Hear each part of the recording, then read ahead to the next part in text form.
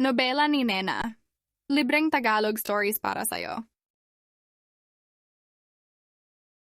Ang gabi ay nagbigay daan sa masayang kaganapan sa mga kalye ng Maynila.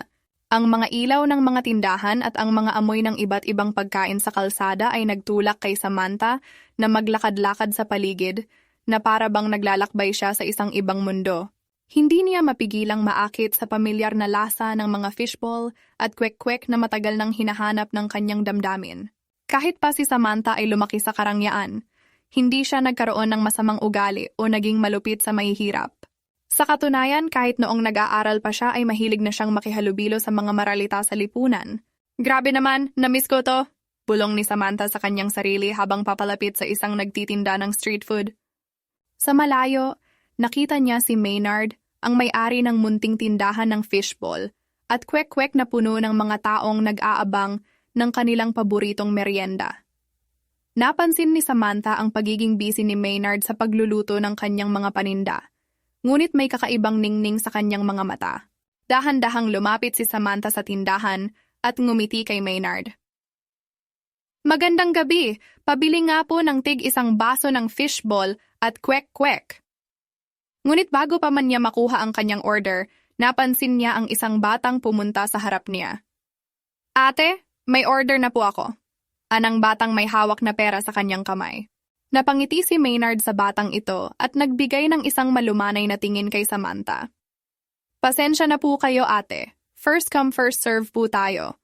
Pero maraming salamat sa pagtangkilik. Sandali lang po at agad ko pong iluluto ang inyong order." Tila nagbalik ang saya sa puso ni Samantha sa kabaitan ni Maynard. "Walang anuman, hindi ako nagmamadali." Habang naghihintay si Samantha, napansin niya ang mga simpleng ngiti ng mga taong nag-aabang ng kanilang pagkain.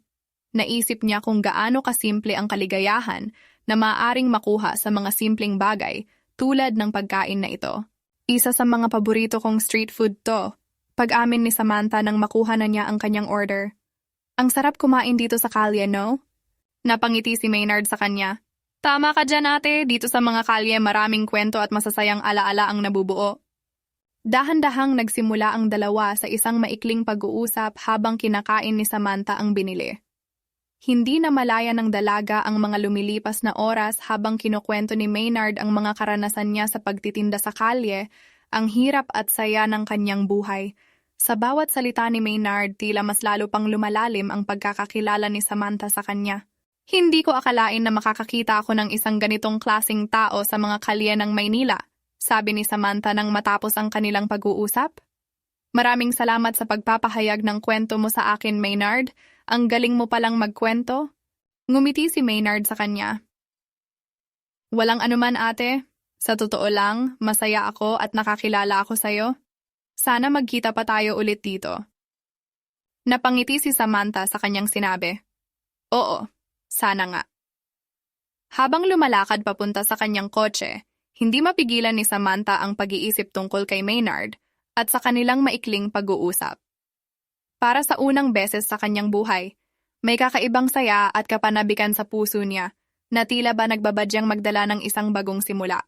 Ngunit sa kabila ng kanyang pag-iisip, hindi niya alam na may isang taong sumusubok na makapasok sa eksena, si Justin, ang matagal na niyang manliligaw. Sa sumunod na gabi, pagkatapos ng makulay na pagkikita kay Maynard, nagdesisyon si Samantha na magbigay daan sa pag-imbita ni Justin para sa isang romantic dinner date.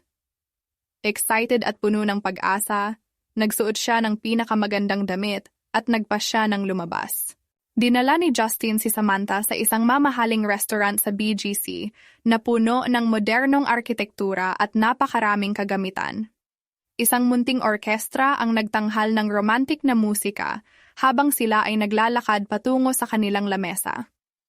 Ang buong ambience ng lugar ay napaka-eksklusibo na paborito naman ni Justin.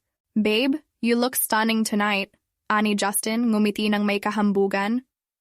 "Thank you, Justin," sagot ni Samantha, ngunit nararamdaman niya ang kakaibang antok sa kanyang mata.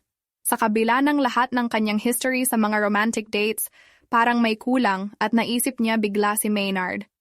Hindi nagtagal at dumating ang server upang ihatid ang menu. Mga pagkain na tila ba nagmumula sa iba't ibang parte ng mundo ang nakalista dito. Ngunit sa kabila ng kahusayan ng pagkakapresenta ng mga pagkain, hindi mapigilan ni Samantha ang maalala ang masaya at simpleng karanasan ng pagkain ng fishbowl. Babe, let's try the Wagyu steak and maybe some truffle pasta? What do you think? Sabi ni Justin habang tinitingnan ng menu. Napangiti si Samantha ng bahagya. Actually, Justin, I was thinking of something else tonight. Ano yun, babe? Tanong ni Justin. Naiinis na bumaba ang kanyang kilay. Tara, subukan natin yung mga street food sa kalye. Gusto ko yung fishbowl at kwek-kwek. Sagot ni Samantha na tila walang pakialam sa pagkakatitig ni Justin. Are you serious? Bulalas ni Justin na halatang medyo naasar. We're in a high-class restaurant, babe. Hindi pwede yung mga ganong klaseng pagkain dito. Ngumiti si Samantha at tumango. Exactly.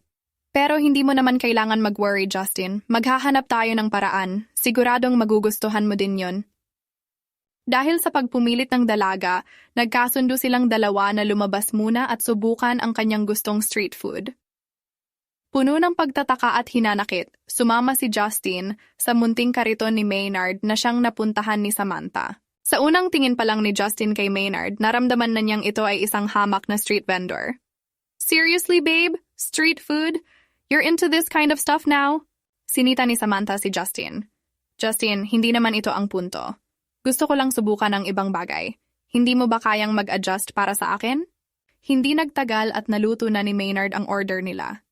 Tila ba sa kanyang masarap na street food napawi ang galit ni Justin. Subalit, mayroong halong kapusukan sa mga mata niyang tila nagsasabing ito'y pangitain na hindi maganda. Oh, try mo to. Masarap ito. Sambit ni Samantha habang iniaabot ang isang stick ng fishbowl kay Justin.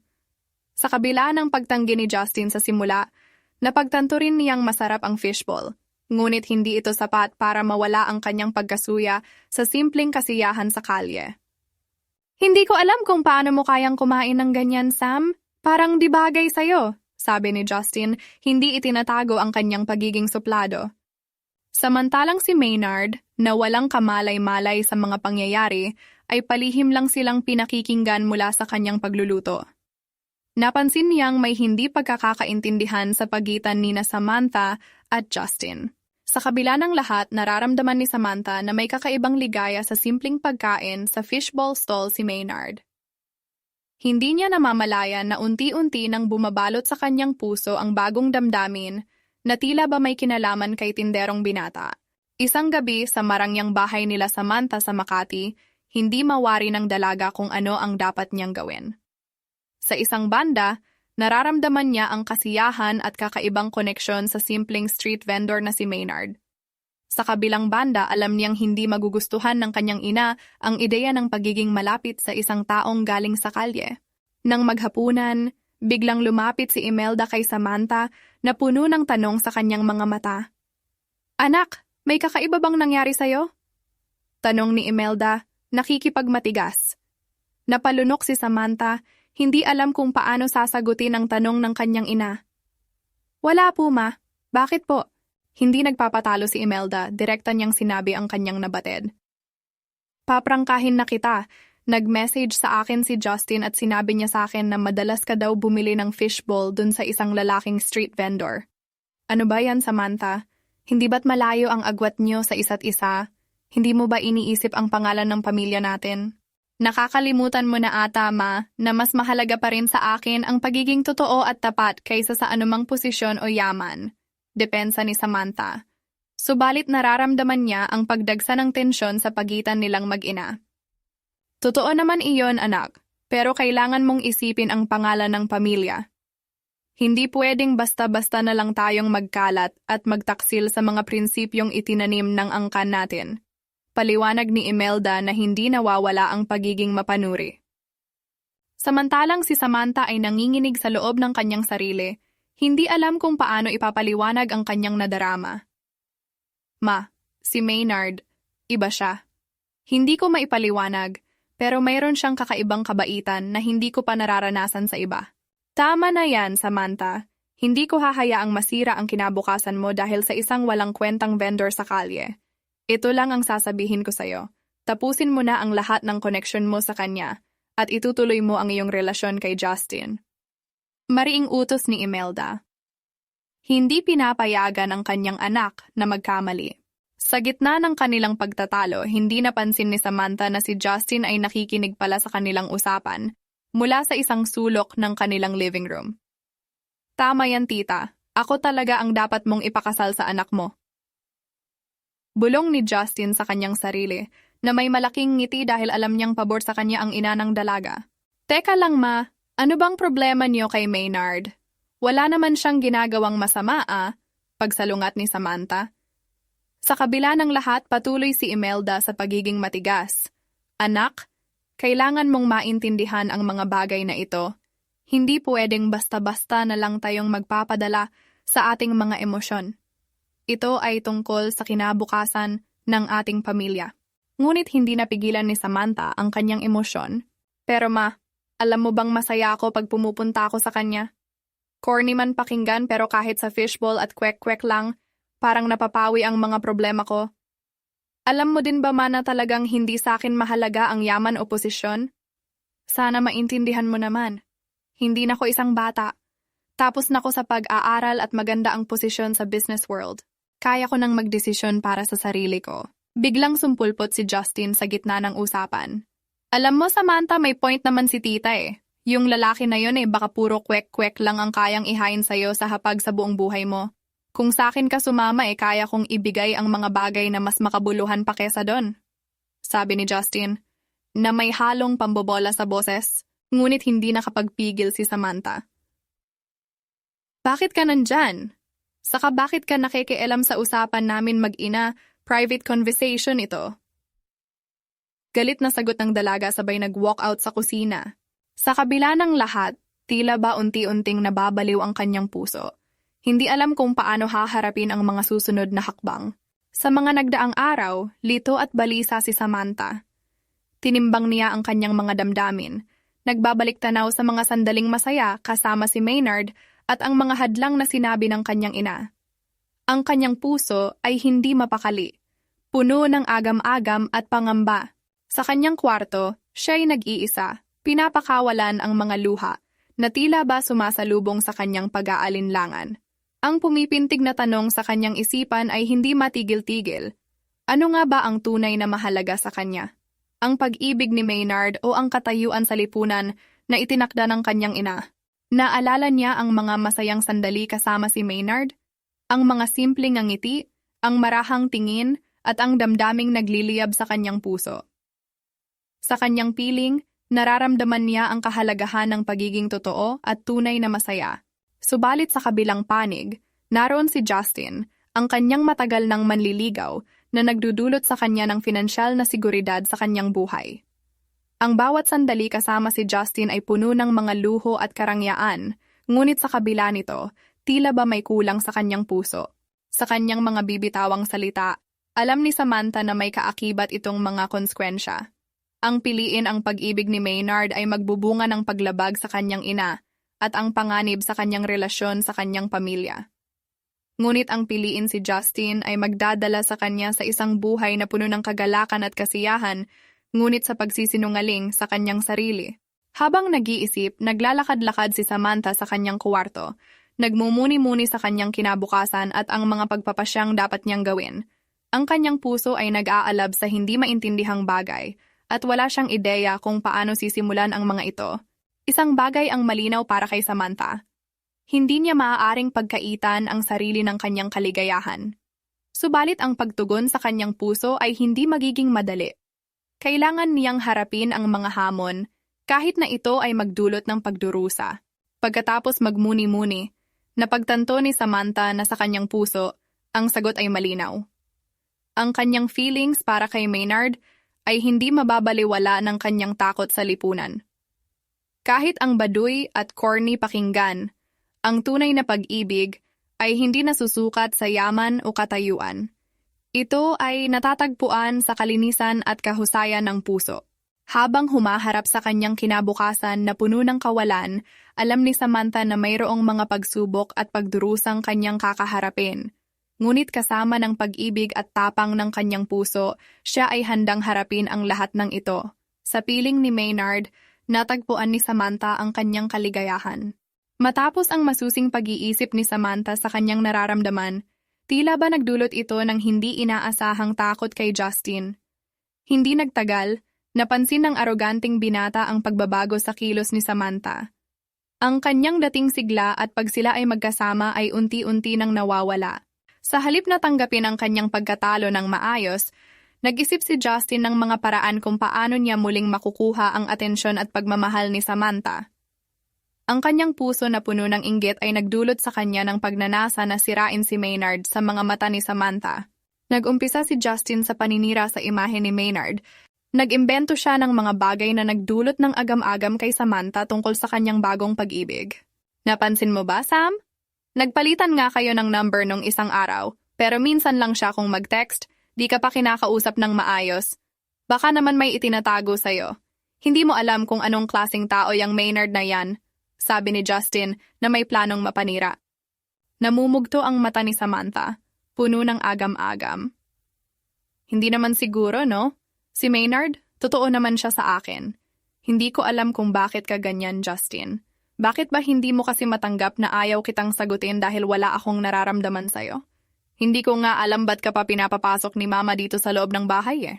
Sa kabila ng mga binitawan ni Samantha ay hindi natinag si Justin. Ginamit niya ang kanyang yaman at impluensya upang gawing masalimuot ang buhay ni Maynard. Pinahihirapan niya ito sa kanyang negosyo at inaapi ang kanyang tindahan. Binayaran niya ang ilang mga tanod upang harasin at paalisin sa pwesto ang kariton ng fishbowl ni Maynard. Walang nagawa ang binata kundi sumunod at magpakalayo-layo na lamang ng lugar na pagtitindahan. Matapos nito ay nag-imento ng kasinungalingan si Justin na sasabihin kay Samantha. Alam mo ba, Sam, nalaman ko na may criminal record pala si Maynard. Isa siyang kriminal, may record sa drugs at pagiging snatcher. Hindi yan makakuha ng NBI certificate kaya fishbowl vendor lang ang naging trabaho sa umaga. Pero sa gabi baka kung anong illegal pa ang ginagawa niyan. Hindi ko alam kung paano ka naging close sa ganyang klaseng tao. Pagpapasinungaling ni Justin na siyang nagdadagdag sa mga pangamba ni Samantha. Biglang nadurog ang puso ni Samantha sa takot na posibleng itinatago ni Maynard sa kanya. Hindi niya alam kung paano haharapin ang mga balitang ito at tila ba nagtatagumpay si Justin sa kanyang masamang hangarin. Paano mo naman nalaman yan? Tanong ng dalaga. Nagtanong ako sa mga taga-barangay kasi concerned lang ako sa kung anong klase ng tao ang mga nakakasalamuha mo. Maintindihan mo sana. Sagot ni Justin. Dagdag pa nito kay Samantha. Kahit tignan mo pa dun sa pwesto niya ngayon, wala na siya. Pinaalis ng mga tanod na nagmagandang loob para mabawasan ang mga kriminal dyan sa kalye. Hindi nag-alangan si Samantha at agad itong nagbihis at nagmaneho sa lugar kung saan nakapwesto ang kariton ni Maynard. Halos gumuho ang kanyang mundo nang makita na wala na nga doon ang binata. Wala na po, miss. Pinaalis na po namin yon. Sambit sa kanya ng isa sa mga tanod na nakatayo sa kalsada. Maynard, bakit ka hindi naging tapat? May criminal record ka pala? Akala ko pa naman mabuting tao ka. Mensahe ni Samantha sa text kay Maynard. Nagulat naman ang binata sa mga nalaman na ito. Sa kabila ng lahat, nananatili ang katatagan at tapang ni Maynard. Bagamat naaapekto ng mga pangyayari, hindi niya itinago ang mga katotohanan. Sa halip, nagpasya siyang tawagan si Samantha at ipaliwanag ang lahat. Miss Samantha, gusto ko lang linawin sa'yo na lahat ng ito ay pawang kasinungalingan ang mga yan. Wala akong ginawang masama at hindi totoo ang mga paratang sa akin, mariing sabi ni Maynard. Hindi mapigilan ni Samantha ang pag-agos ng luha sa kanyang mga mata. Maynard, I'm sorry, nalilito na ako. Akala ko okay na lahat pero ngayon parang lahat ay ang gulo. Masigla at buo ang loob na sumagaot si Maynard kay Samantha. Miss Samantha, hindi kita pipilitin sa kahit anong desisyon. Ang mahalaga sa akin ay malaman mong totoo. Oo nga po at magkaiba ang estado natin sa buhay pero hindi ako magsisinungaling. Ako ay hamak lang na street food vendor at hindi isang kriminal. Totoo. Nagkaka-feelings na din ako para sa'yo pero pilit kong tinatago dahil alam ko naman na baka hindi pumayag ang pamilya mo dahil ako'y mahirap lang. Sa kanyang mga salita, naiparamdam ni Maynard ang kanyang tapang at pagmamahal. Sa kabila ng mga intriga at pangamba, nananatili ang kanilang koneksyon at mas lalong lumalalim ang pag-ibig ni Maynard kay Samantha. Sa paglipas ng mga araw, tila ba lalo pang lumalakas ang kayabangan ni Justin. Dahil dito, nagsimulang magduda ang mga kaibigan ni Samantha sa kanyang karakter at tunay na layunin. habang si Maynard ay nananatiling mabait at mahinahon sa kanyang simpleng mundo na ginagalawan. Sa tuwing magkakasama si Justin at Samantha, tila ba lumalakas ang pagiging mayabang at kawalang galang nito. Hindi na ito nakapagpigil sa pagpapahayag ng kanyang mga opinyon, kahit pa ito ay hindi naaayon sa mga moralidad at paniniwala ni Samantha. Sa kanyang kayabangan, unti-unti na rin siyang nawawala sa mga pabor sa kanyang paligid. Alam mo Sam, parang hindi ko na talaga gusto si Justin para sa'yo. Ang yabang at suplado niya, sabi ni Trisha, puno ng pangamba sa kanyang tinig. Napabuntong hininga si Samantha, puno ng pag-aalala. Oo nga Trish, parang may kakaiba talaga sa kanya. Hindi ko alam kung paano ko pa siya makakayang tanggapin. Pinipilit kasi ni Mama na makipag-date daw ako, pinagbigyan ko lang kahit wala naman akong feelings. Sa kabilang banda, si Maynard ay patuloy na nagpapakita ng kabutihan at pagkamapagbigay.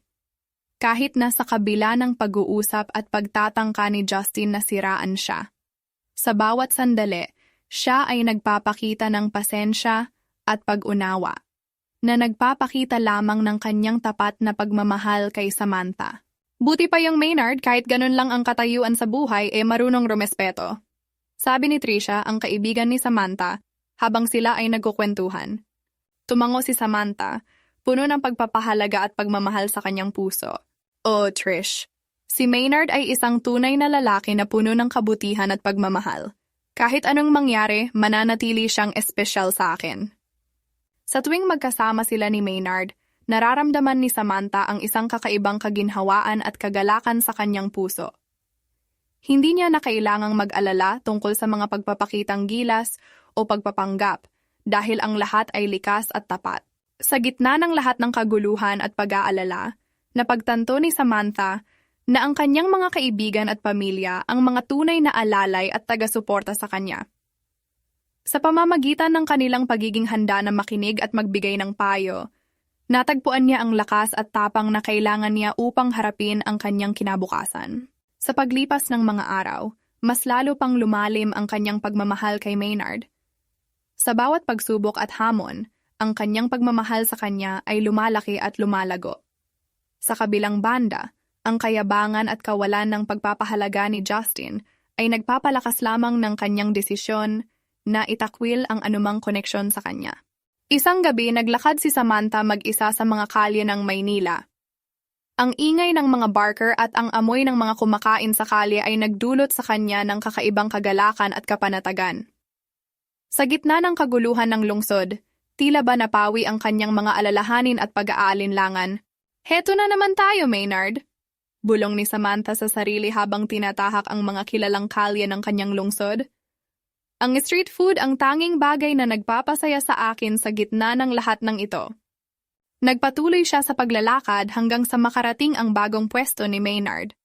Kitang-kita ang sigla at saya ng mga tao sa paligid, na tila ba nagdadala ng positibong enerhiya sa kanya. Kumusta ka, Maynard? Lakas loob na pagbati ni Samantha. Gusto ko sana ng isang order ng fishball at kwek-kwek. Sorry kung biglaan. Halatang nataranta at nagulat ang binata nang makita ang maganda at mayamang babae na simula pa nung una ay crush na niya. Opo, Miss Samantha. Salamat sa iyong patuloy na suporta sa dito sa aking munting tindahan ng fishball. Habang siya ay kumakain ng kanyang paboritong street food, nagkaroon siya ng panahon kausapin si Maynard nang makaalis na ang ibang customer. Maynard, pasensya na kung hindi ako nagpakita sa iyo nitong mga nakaraan. Masyado akong naguluhan sa personal kong buhay at mga bagay na sinabi sa akin ni Justin. Mahinang sabi ng dalaga. Wala yun, Miss Samantha. Ang sa akin lang wala pong katotohanan ang mga sinabi niyo po sa akin na ako daw po ay isang kriminal. Kahit itanong niyo po dyan sa tanod sa kabilang food stall, never pong may nakulong o nagkaroon dito ng bad record.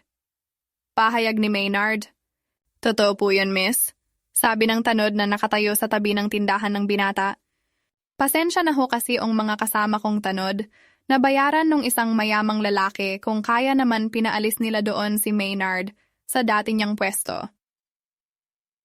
Pinagsabihan ko na din sila na wag ulit tatanggap ng lagay dahil hindi yon tama sa batas at sa Diyos. Kung hindi sila makinig, makakarating yon sa aming barangay captain. Hindi makapaniwala si Samantha sa mga narinig. Totoo nga ang kanyang mga agam-agam na sinisiraan nga lang ni Justin sa kanyang mga mata si Maynard upang layuan niya na ito. Sira ulo talaga yung Justin na yan! Galit pasigaw na sabi ni Samantha, ngunit bigla naman kumalma. Nang silang dalawa na lang ulit ni Maynard ay nagtapat ang dalaga. Hindi ko na kailangan ng yaman o katayuan sa lipunan upang maging masaya. Corny man pakinggan pero ang tunay na pag-ibig ay nararamdaman sa puso, hindi sa bulsa o sa hitsura. Hindi pa man tapos magsalita si Samantha ay pinuntahan siya ni Maynard sa harap ng kanyang kariton at iniwan ang kanyang pinipritong kwek-kwek. Miss Samantha, alam kong parang panaginip lang ito pero hindi ko na palalagpasin pa ang pagkakataon na ito. Maaari ba kitang ligawan? Buong tapang na pahayag ni Maynard. Ngayon pa lang, sagot na kita Maynard. Masaya ako sa piling mo at wala akong pakialam kahit nagtitinda ka lang ng fishball. Sagot ni Samantha na namumula ang mga pisngi. Hindi napigilan ng dalawa ang magyakap ng mahigpit matapos bitawan ng dalaga ang mga salitang iyon. Nagpalakpakan naman ang mga tao sa paligid na hindi nila napansin kilig na kilig sa mga nasaksihan nila. Ano ba yan? Nakakahiya. Pulong ni Samantha kay Maynard. Ayos lang yan, Samantha. Ganyan kita kamahal. Hindi ako mahihiya kahit sa harap ng ibang tao. Nagkangitian ng matamis ang dalawa. Matapos nito ay nagpaalam si Samantha kay Maynard na uuwi muna sa kanila. Sa bawat hakbang papunta sa kanyang kotse, tila ba lalo pang lumalakas ang kanyang determinasyon na sundan ang kanyang puso, kahit nasa gitna ng mga unos. Pagdating sa bahay, nakahanda si Samantha na harapin ang kanyang ina. Dala-dala niya ang lakas ng kanyang loob at ang linaw ng kanyang pananaw. Handa siyang labanan ang anumang hadlang upang makamit ang tunay na kaligayahan at pag-ibig sa piling ni Maynard. Handa na akong harapin ang anuman, bulong ni Samantha sa kanyang sarili, habang tumitibok ng mabilis ang kanyang puso. Nang makalapit siya sa kwarto ni Imelda, napansin niya ang mabigat na ekspresyon sa mukha ng kanyang ina. Mabilis na kumalma si Samantha, sabik na humarap sa pagsubok na naghihintay sa kanyang harapan. Anak, kumusta ka? Bati ni Imelda, puno ng pag-aalala. Handa na po akong magpaliwanag, Mama, sagot ni Samantha. Mama, alam kong hindi mo gusto ang desisyon ko, ngunit kailangan mong malaman na ang pag-ibig ko kay Maynard ay totoo at hindi mababago ng anumang pananakot o panghihinayang. Hindi nagpahuli si Imelda sa kanyang pagsasalita. Anak, alam mo naman na kaligayahan mo lang din naman ang nais ko. Huwag ka lang din sanang magmadali sa mga bagay. Pero nanatiling matatag si Samantha sa kanyang desisyon. Mama, naintindihan ko po ang iyong pangamba. Ngunit kailangan mo ring malaman na si Maynard ay isang mabuting tao na handang magsakripisyo para sa akin at sa aming pagmamahalan. Ang kanyang kabutihan at tapang ay ang mga bagay na hinahanap ko sa isang kasintahan. Sa mga salitang iyon, tila ba nabuo ang pagtitiwala ni Imelda sa kanyang anak. Nararamdaman niya ang kahulugan at katapatan sa mga salita ni Samantha, na tila ba nagdala ng liwanag sa dilim ng kanyang pag-aalinlangan. Hindi ko inaasahan na ganito ka determinado, anak, bulong ni Imelda, puno ng pagmamalasakit. Ngunit kung ito ang iyong napili, at kung si Maynard ay tunay na nagmamahal sa iyo, ipinapangako ko na susuportahan ko kayo.